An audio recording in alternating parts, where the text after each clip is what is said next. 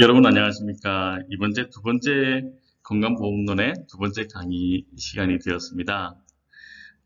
지난번에 우리가 배웠던 시간들이 있었죠. 사회보장이 어떤 개념이다라는 부분들인데, 이번에는 진료보수, 우리가 진료비를 내고 어떤 방식으로 진료비가 진행이 되는지, 어떤 종류가 있는지를 알아보는 겁니다. 그 중에서도 다른 나라에서는 어떤 진료보수의 성격을 가지고 있고, 우리나라는 어떠한 특성을 가지고 진행을 한다. 이제 이런 차이점만 구분을 해주시면 될 겁니다. 건강보험론에서 가장 중요한 것들 중에 하나인데요. 어떤 개념이다. 그리고 실제적으로는 건강보험론을 들었을 때 실무적으로 어떤 게 필요하다라는 것들이 있을 수 있을 겁니다. 자, 그러기 앞서서 우리는 지난번에 우리가 뭘 배웠는지 뭐 익히신 분도 계실 것이고 아니면 그냥 빨리빨리 넘기신 분도 계실 건데 우리가 지난번에 한번 했던 내용들을 한번 확인하는 시간을 가지도록 하겠습니다. 우리 지난번에는 사회보장이 뭐다? 사회보장의 개념과 그 기원을 말씀을 드렸는데 큰 축은 미국과 영국에서 시작되었다. 그 사회보장의 기원의 시작은 20세기 1940년대를 기점으로 해서 시작이 되어 왔다. 그 중에서 미국의 루즈벨트 대통령으로 시작된 뉴딜 정책은 사회보장 제도의 태동을 낳게 해준 부분들이었고 영국은 베버리지 보고서에서 그 기초를 두고 있다. 이 사회보장제도의 기원에 의해서 지금도 그 근본적인 의미들은 지속되고 있습니다. 그리고 우리나라의 사회보장의 기원은 1960년대에 시작되었고 그 구성은 세 가지로 구성이 되어 있다. 자, 뭐뭐뭐로 구성되어 있다고 그랬겠습니까? 우리는 사회보험 서비스, 그리고 공공부조, 그리고 사회보장 이렇게 되어 있다고 말씀을 드렸습니다. 실제적으로는 우리 각 그 구성에 대해서도 세부적으로 우리가 지금 얘기되어야 될 부분들이 좀 있었죠. 뭘 뒤적거리고 있는데, 놓치고 있었던 것들이 뭔지, 우리가 사회보험, 그리고 공공부조, 그리고 사회보험 서비스로 세운 의미로 되어 있다. 의료 보장 방식으로는 SHI, NHI, NHS 뭐 이런 것들이 있다. 뭐 그 중에 특별히 두 부분으로 나온다면 NHI와 NHS로 나눌 수가 있다. NHI는 우리나라가 사용하는 방식이다. 뭐 요 정도만 일단 1강에서는 익혀주시면 될 겁니다. 이런 내용이 있었구나 정도만 해주시면 될 것 같아요. 자, 그러면 우리 이번 시간에는 모든 내용들을 여러분들께서 다 할 수는 없어요. 하지만 학습 목표에 나와 있는 정도, 그리고 이런 것들이 있었다. 뭐, 이번 학기 동안 강의를 하면서 건강보험론에는 이런 내용의 강의가 있었다 정도, 그리고 그런 내용들을 제가 익히는 것보다는 다른 사람에게 말해줄 수 있는 정도의 수준? 그 정도가 어렵죠. 어렵긴 하지만 지금 제가 지난번 학습 또 이번 학습을 말씀을 드리면서 계속 반복이 될 거예요. 반복이 되시면서 여러분들이 그런 부분들을 익혀주시면 될 거예요. 제일 좋은 학습은 집중하는 게 제일 필요하긴 하지만 반복, 자주 쓰는 반복, 왜 반복이 중요한지는 나중에 또 강의 시간 때도 여러 번 얘기할 겁니다. 그 반복을 통해서 여러분들이 자연스럽게 익힐 수 있도록 하는 것이 제 강의의 주된 모토라고 생각을 하시면 됩니다. 자, 그래서 이번 건강보험론, 우리가 지금 배우고 있는 건강보험론에 대해서 이번 시간에는 어떤 걸 배우냐면 진료비 지불 제도를 우리가 지금 현재 얘기를 하실 수가 있을 거예요. 여러 가지 지불 제도가 있습니다.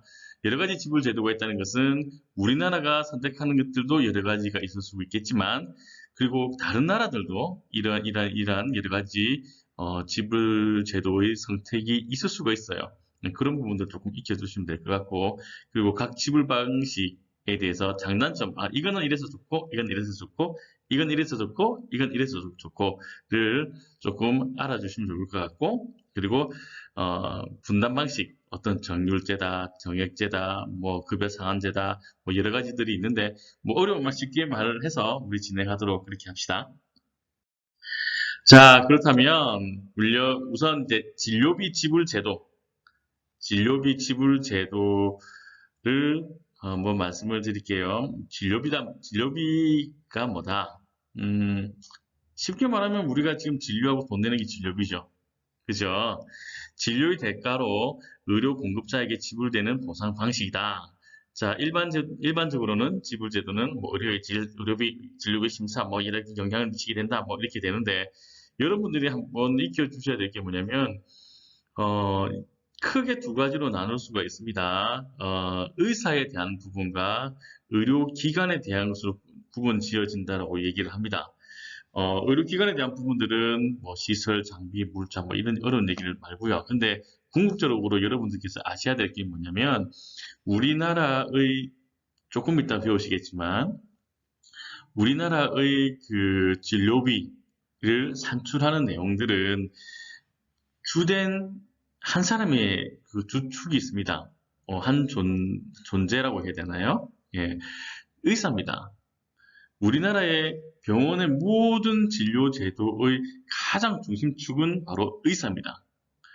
의사가 모든 하는 행동, 모든 하는 처방 내역 이런 부분들이 공단하고 이렇게 연결되는 부분들이지 일반인들이 지금 진행하진 않아요. 예를 들어서 주사를 놓는 행위, 그리고 약을 선택하는 행위, 그리고 엑스레이를 우리가 촬영을 하는 행위. 자, 그 행위들의 가장 중심이 누구냐면 의사입니다.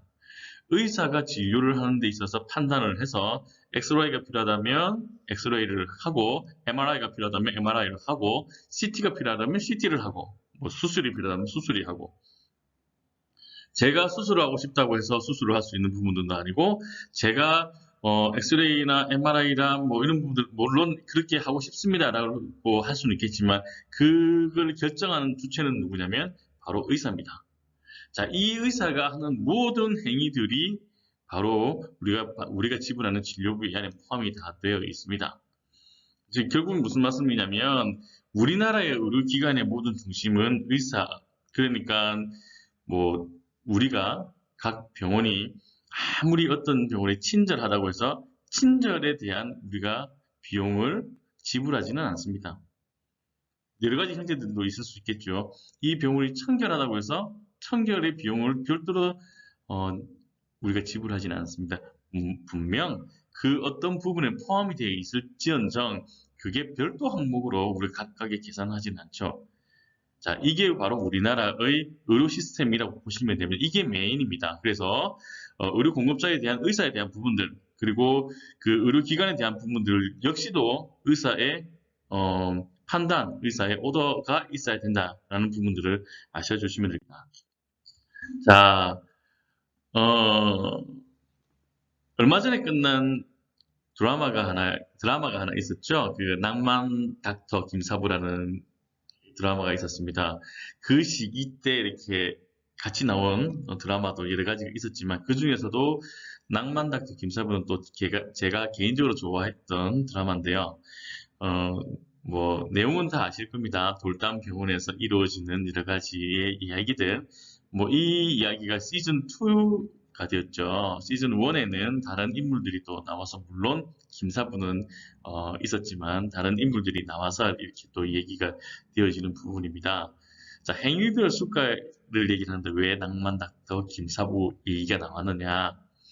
낭만 닥터 김사부의 그 주된 그 활동 영역들이 어디냐면 바로 돌담병원의 응급실입니다. 자, 응급실의 그 드라마를 보신 분들은 좀 잘 아실 수도 있겠지만 다른 그 메디컬 드라마를 보신 분들이라면 한번 기억을 해보시면 될 거예요. 응급 환자가 일단 들어오게 됩니다. 응급 환자가 구급차를 타고 들어오게 되면 응급 환자의 상태를 물어보고 그리고 응급 환자들이 의식이 없을 경우에는 뭐 출혈이 심하다라고 했을 경우에는 보통 주인공들이 이렇게 얘기하죠. 뭐 예를 들어서 남만다트 김사부를 예를 든다면 뭐 은탁쌤을 찾는다든지 은탁쌤 뭐 하이브리드 룸으로 옮겨주세요. 그리고 뭐 DW 풀드랍 해주시고 뭐 기타 등등 막 얘기를 합니다. 뭐 이렇게 라인 잡아주시고 그 다음에 매듭 지어주시고 그리고 뭐 어떻게 하겠습니다. 어떻게 하겠습니다. 뭐 EKG를 잡겠습니다. 뭐 뭘 갖다 주세요. 뭘 갖다 주세요. 하는 모든 이렇게 급하게 누굴 위해서 첫 시간 말씀드렸지만 그 사람을 살리기 위해서 의사가 막 진행을 합니다. 근데 그게 과연 공짜로 진행을 해줄까요? 음, 아닙니다. 우스갯소리로 예를 들었지만 그 의사가 했던 모든 이야기들은 다 비용이 들어가는 겁니다. 예를 들어서 하이브리드 룸이라고 한다면 별도의 특별한 공간이 있다면 별도의 특별한 공간에 대한 사용 비용 그리고 뭐 예를 들어서 오플 DW 풀드랍을 들어간다라고 한다면은 그 영양제 그리고 영양제를 놓는 행위 그리고 그 영양제가 들어가는 그 영양 수액 라인이죠. 라인. 그다음 주사가 필요하다면 주사약 그리고 아까 말씀드렸던 갑자기 뭐 초음파가 필요하다거나 뭐 이렇게 뭐 심장 초음파라든지 이런 것들이 필요하다라고 하면 그에 대한 비용 그리고 뭐 예를 들어서 뭐 수술이 필요하다라고 하면 수술방으로 들어가는 부분들 기타 등등에 이렇게 얘기했던 부분들이 다 하나의 가격이 붙어 있습니다. 그걸 뭐라고 얘기를 하냐면 행위별 수가라고 얘기를 합니다. 진료에 포함되어 있는 모든 비용들을 행위별 수가라고 얘기를 하는데 우리나라가 지금 이제 이 행위별 수가를 사용하고 대부분의 아주 자본주의적 성격이 있죠. 이 자본주의 국가에서는 대부분 이 행위별 수가를 진행을 합니다. 아까 말씀드린 것처럼 우리가 만약에 감기 때문에 수액을 막 열이 많이 나서 병원에 갔다라고 하면 병원에 들어서는 순간부터 우리는 이제 비용이 들어가게 되는 거죠. 의사가 진료를 했습니다. 의사가 진료하는 행위는 행위죠. 자, 의사가 그러면은 어떻게 얘기를 하느냐? 뭐 입 안에 뭐 흘렀습니다. 뭐 목 주위가 많이 부어서 흘렀습니다. 약을 조금 발라야 될 것 같습니다. 약을 좀 뿌리겠습니다라고 하는 약을 뿌리는 그 행위도 행위료에 포함이 됩니다. 또 다른 행위. 또 그래서 수액을 맞아야 될 것 같습니다. 라고 해서 다시 이제 수액실에 갔을 경우에는 수액 그 바늘을 어떤 바늘을 선택할 건지 그리고 그 수액 바늘을 내 몸에 꽂는 그것도 행위 그리고 라인이 수액에 딱 묻혀 있는 행위 의사가 그 수액을 처방을 내는 그 행위 자, 이 행위들이 다 우리가 진료비로 이제 병원에 지불하게 되는 거죠. 이렇게 매겨져 있는 부분들이 얼마나 되어 있느냐면 책 한 권으로 가득 놓여 있습니다. 무지 많은 질병들, 그 질병에 대해서 아주 세세하게 지금 제가 말씀드렸던 이 내용들이 요거는 150원, 요거는 380원, 요거는 얼마라고 되어 있고 그걸 그 병원에서 진료를 받느냐, 의원에서 진료를 받느냐를 구분해서 또 이렇게 얘기를 해주는 것들이 바로 우리 이번 학기에 배워야 될 건강보험론 안에 포함되는 내용입니다. 자, 그 내용은 접어들고 행위별 수가는 뭐다? 이러한 부분들이 있다. 자, 수가는 전체적으로 한 6개 정도가 되는데요. 그 중에서 우리나라에 쓰는 건 몇 개? 그리고 다른 나라 쓰는 건 몇 개? 다른 나라에서는 어떻게 쓴다? 이렇게 구분만 해주시면 될 거예요. 자, 인두제. 뭐 사람 인자 들어가고 뭐 머리 숫자 쓰고 있으니까 아무래도 뭐 좀 그런 것 같습니다. 사람 수대로 곱해서 얘기를 하는 것 같습니다. 예, 맞아요. 그 인두제는 말 그대로 의사가 내가 맡고 있는 환자 수 곱하기 얼마.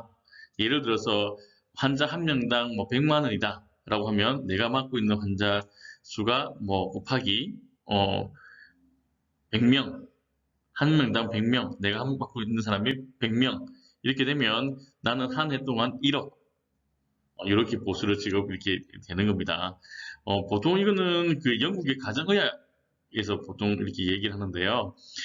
한 지역에서 이렇게 우리 동네가 있으면 이 우리 동네 안에 내가 맡고 있는 환자 수 그리고 이 부분들은 이 환자 수가 제가 그 환자를 보고 등록되어 있는 환자만 보게 되는 겁니다. 그리고 환자가 만약에 이상이 있으면 바로 2차 기관으로 상급 의료기관으로 보내는 역할을 하는 거죠. 그런데 장점이 뭐냐면 말씀 그대로 주치입니다. 그런데 제가 만약 의사였다고 한다면 이 환자가 많이 오는 걸 좋을까요? 많이 안 오는 게 좋을까요? 같은 금액이 정해져 있다면 안 오는 게 좋겠죠.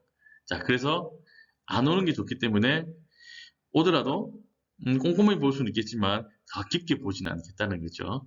그리고 안 오기 위해서는 감기 예방이라든지 이런 부분들에 대한 홍보라든지 이렇게 역할을 할 수도 있을 겁니다. 그러한 부분들이 인부제의 장단점으로 구분될 수가 있습니다.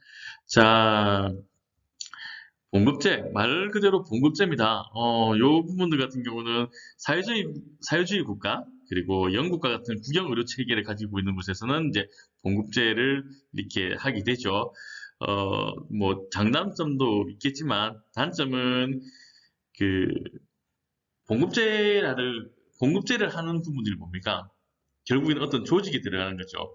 봉급제의 가장 기본 꽃은 뭐냐면, 우리 일반 기업의 직급의 가장 꽃은 이사라고 합니다. 뭐, 신입사원, 뭐, 좀 지나면 주임, 그 다음에 대리, 과장, 차장, 부장, 뭐, 이렇게 올라갑니다. 그렇게 하다가 이사라고 얘기를 하는 것처럼, 이 봉급을 받는다라고 하는 것은 하나의 어느 조직에 들어가 있는 것이고, 그 조직에서의 가장 바라는 게 뭐냐면, 봉급을 많이 받는 거겠죠? 봉급을 많이 받으려면, 직급이 올라가야 되고, 직급이 올라가려면, 여러 가지 조금, 그런 승진을 위주로 한 어떠한 그 부분이 필요할 수도 있습니다. 자, 그러한 단점이 있어요. 그러니까 환자 진료보다는, 그 보수를 위해서 인사권자한테 좀 잘 보여야 되는, 그런 단점도 있습니다.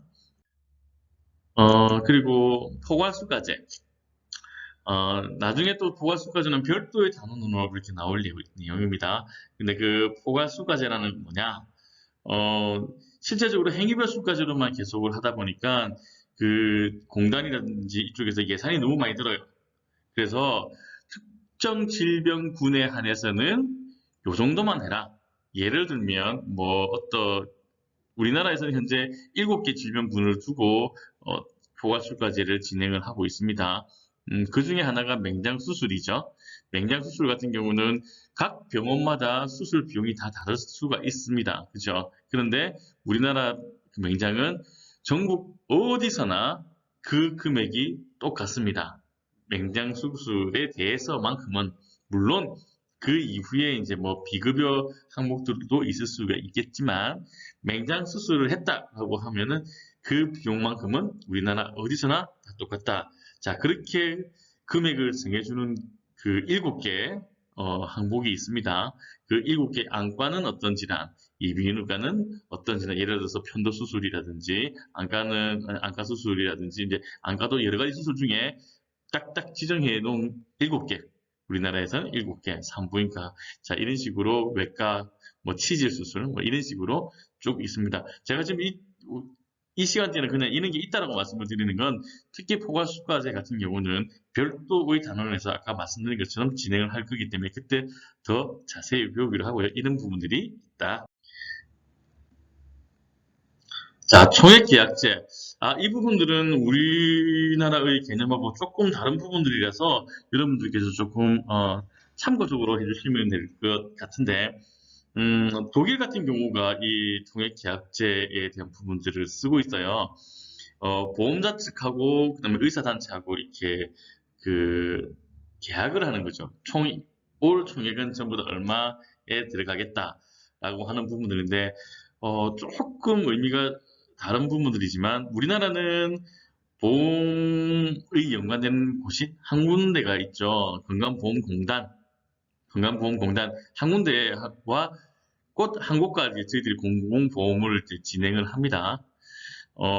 물론 사보험이 있을 수는 있어요. 하지만 독일 같은 경우는 최근에 1990년대에 들어서 이 보험 회사들이 공보험들이 이제 합쳐져서 한 190여 개가 되어 있죠. 하지만 이전에는 1800여 개의 보험회사들이 이렇게 있습니다.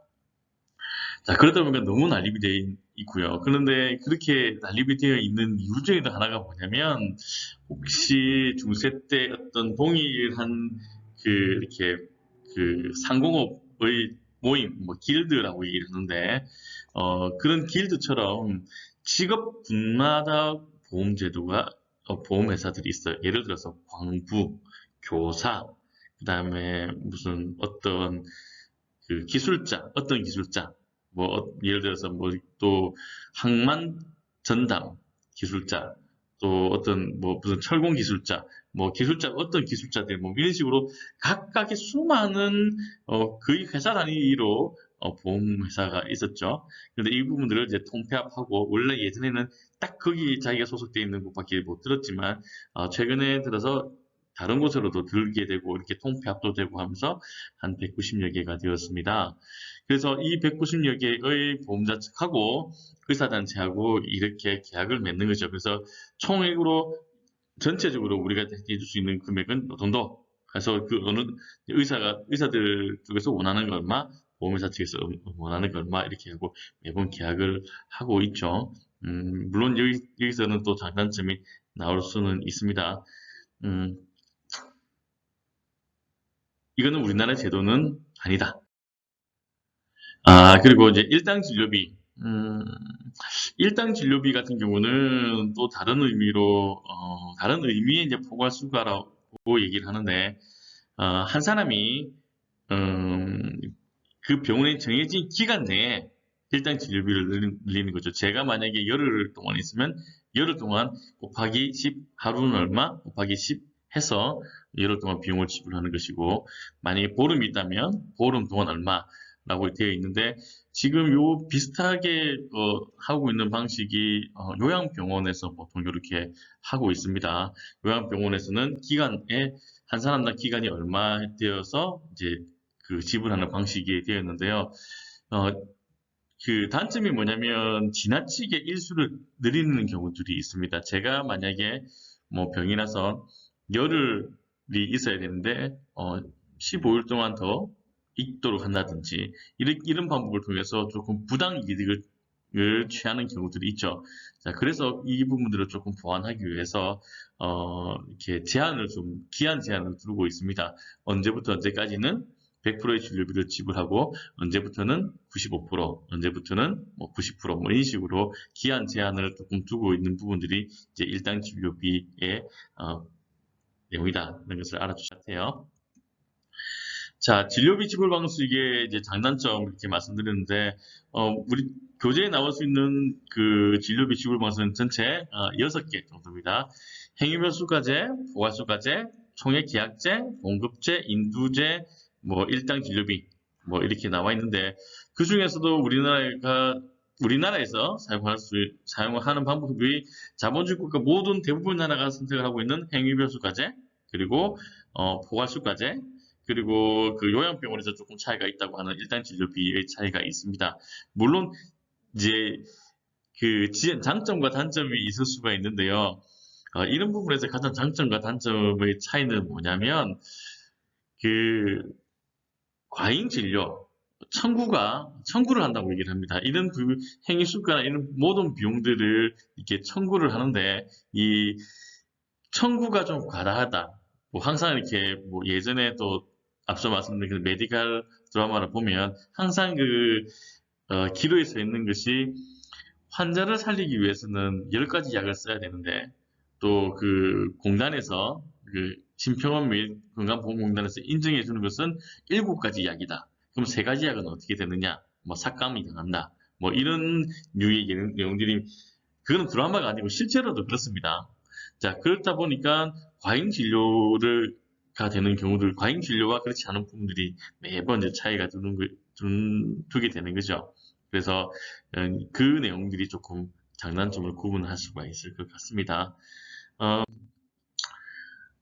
자, 빨리 또 진행을 해야 되기 때문에 의외로 시간이 너무 길어버리면, 저도 수업을 받아본 적이 있고 여러 가지 수업에 대해서 내용을 아는지라 너무 길어버리면 재미가 없죠. 그래서 정해진 시간 내에 빨리 하려다 보니까 많은 부분들이 또 놓치고 있게 되는데 그런 부분들은 다시 또 우리 질문하고 대답하는 시간을 가지면서 진행하는 걸로 해주셨으면 좋겠습니다.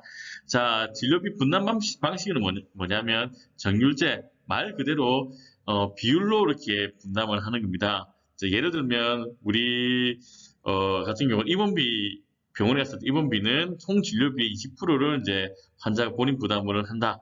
20%, 몇 프로를 환자가 본인 부담을 하고 나머지는 우리 공단에서 진행을 한다. 이런 방법들이 정제다. 그러면 경영제가 있으면 정액제가 있겠죠. 그러면 정액제는 뭐다? 자, 이 금액은 일정한 금액은 반드시 뭐 현금으로 내라. 뭐 그 환자가 부담을 이 금액만큼 환자가 부담을 해라.